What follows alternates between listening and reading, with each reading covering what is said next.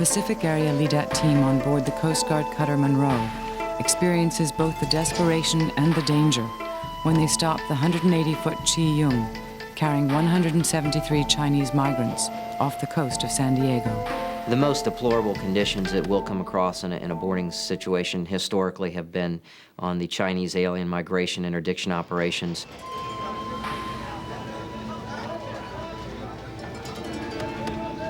Everybody got pretty much 1 foot of space between them, all living in the hold, the cargo hold of this vessel. This is where they ate, this is where they slept, this is where they defecated. And it is our responsibility to go on board and try to maintain some semblance of order with people who are very upset to see us. They're not all happy that we've come along and spoiled their plans to come to the United States. But when we first got on board, there was riots on board, there was fires, there was people jumping overboard. Man overboard! Man overboard, right!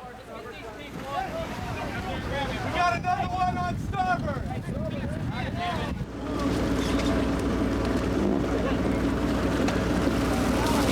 Get him down. Get him in the boat. Get him in the boat. I felt like one time we were going to get rushed because one of the snakeheads yelled something. The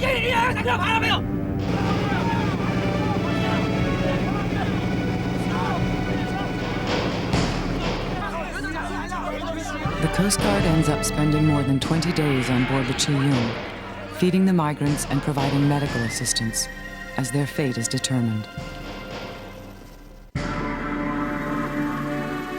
The majority of the Coast Guard Leadet cases depend on naval vessels as platforms.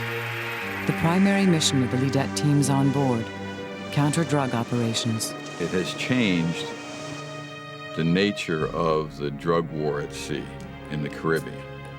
We now use law enforcement detachments aboard British naval ships and Dutch naval ships and have been doing that for some time. The effect has been to increase the probability in the bad guy's mind that when he sees a naval vessel, white or gray, Coast Guard or Navy, of any nation in the Caribbean, he doesn't know whether there's a leadet aboard. He's got to think, gee, that guy can stop me and board me and arrest me.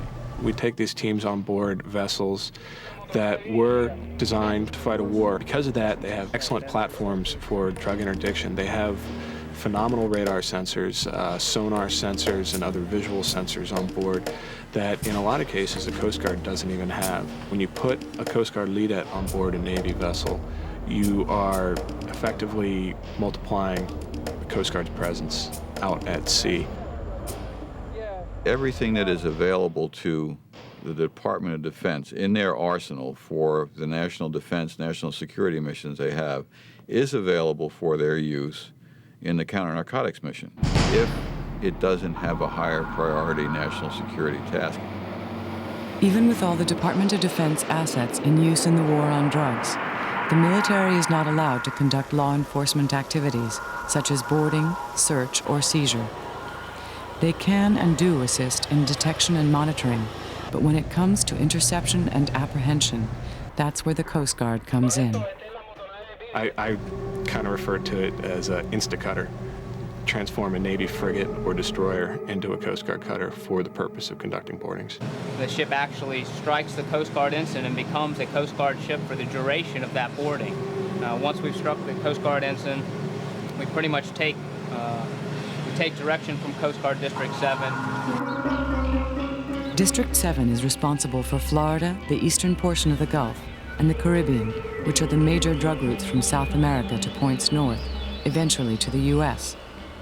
850 metric tons of cocaine are produced in South America each year, and 95% of the cocaine headed to the U.S. is transported, at least partially, via maritime routes. In other words, the Coast Guard has its hands full and needs all the resources it can get to aid in the effort against illegal drugs.